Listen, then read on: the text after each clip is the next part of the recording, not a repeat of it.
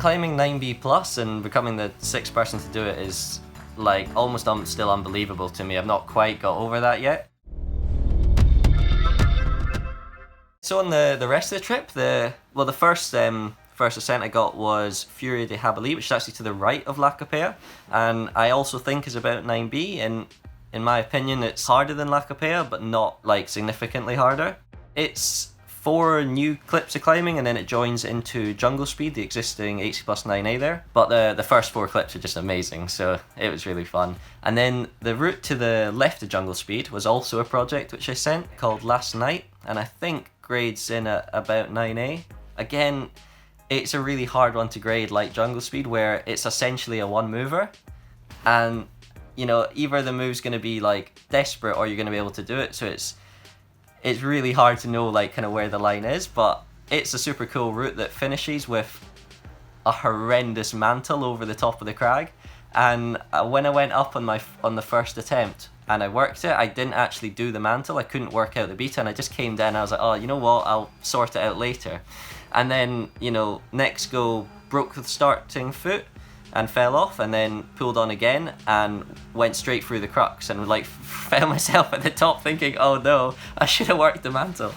But like by the skin of my teeth managed to pull around, which was amazing. And then the last hard route I did in Siurana was Estado Critical, which is, you know, probably one of the, if not the king line of Siurana, which follows 30 meters up like the main face, overlooking the huge valley.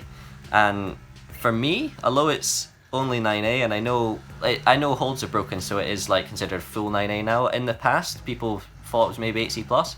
For me, one of the hardest routes I've done. Like, just being that endurancey and that long, I found it so hard. I could like go through the crux boulder in like my second attempt or something, but then, you know, as soon as I got to the endurance bit after, I was just like elbows up, falling off move after move. So it didn't take too long, but it was definitely up there as one of my hardest routes. And then, yeah, I had a couple days in Margalef where I was able to send First Lay, which is 9A plus, the easier version of Chris Sharma's first round, first minute. But you follow all the beginning climbing, you go through the super famous Tufa section, so it's still an absolutely world-class route, and I was really happy with that. And then just to the left of it, there's an Alex Megos 9A, La Ley Ignata, which I was able to get the third ascent of, which I was really happy with. Because it's one of those routes that when I first went to Margalef maybe 4 years ago, it's, you know, you look at and it's that sort of really horrible, like ratty, like all the holds look really small and sharp, and I was like, oh, I bet you that's a route I would like, but I never tried it, so it was nice to actually get on it and enjoy it.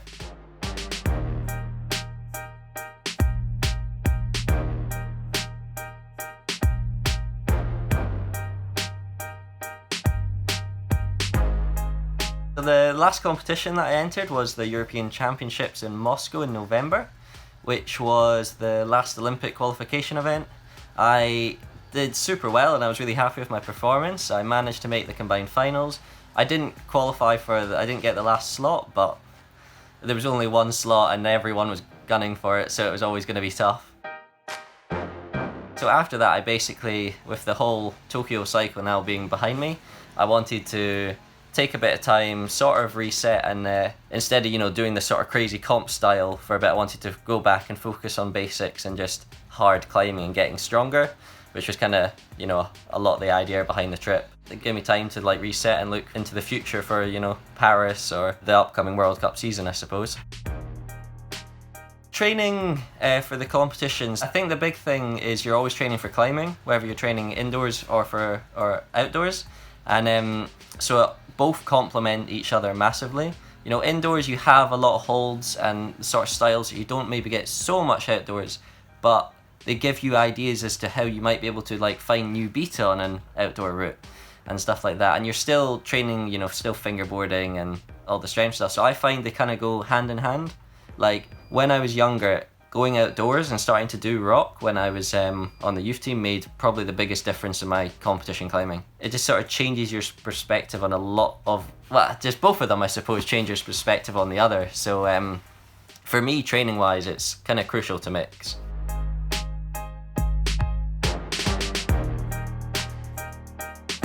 most of the time in Spain, to be honest, you could say I was bouldering. I mean, the Kapia sector is only 15 meters and the top half of all the routes is like pretty chill. So it's all just in the bottom. It was kind of went hand in hand to try those routes, be training on them, and also doing the bouldering that's there.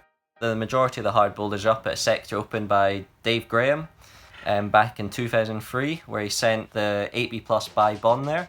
It's such a cool problem, and I was super happy to go and repeat that. And then there's a couple projects at the sector, and like Dave had like told me about them, and he's like cleaned them all up and everything, but they're open projects. And I went and tried one of them, which was just a bit to the right of Baibon, and I was able to send it after 2 days. It definitely felt like considerably harder than Baibon. It's incredibly my style, I think, as well. So I was like, whoa. So I think it's an 8C. That's the grade I gave it. And then I went and finished off the other boulders at the crag. There was another one done by Dave, and then the rest were done by the local Spanish climber Beto. So there's, I can't remember exactly how to pronounce them, but you had Hurakuto, I think, which was done by Dave in 8B, by Po and by Chi, which were done by Beto, both in that sort of 8B plus to 8B range. And then there was by Karata? Maybe? That one I'm not so sure on the name, but which is more like an 8B plus 8C. But it's just, it was more of a longer boulder, so it was probably, you know, perfect for trying the routes at Kapia.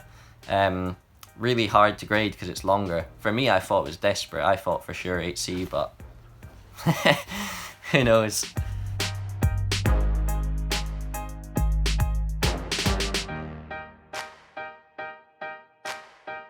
So yeah, looking ahead, I chose to stay in Spain and not, so I missed the GB team boulder selection, but I wasn't particularly keen on doing the Bouldering World Cups at the beginning of the year anyway, as a lot of them will be very expensive or have already been postponed. I think my sort of plan is to to train like I'm going to attend the lead season, and then basically as we get nearer the time, see what's going on and actually like then decide what comps to maybe focus in on, or it's still quite open, I think. Will certainly had a successful Spanish season, and we look forward to watching him compete next year. There's a link down below for the first part of this interview where he discusses his first ascent of the 9B plus King Capella.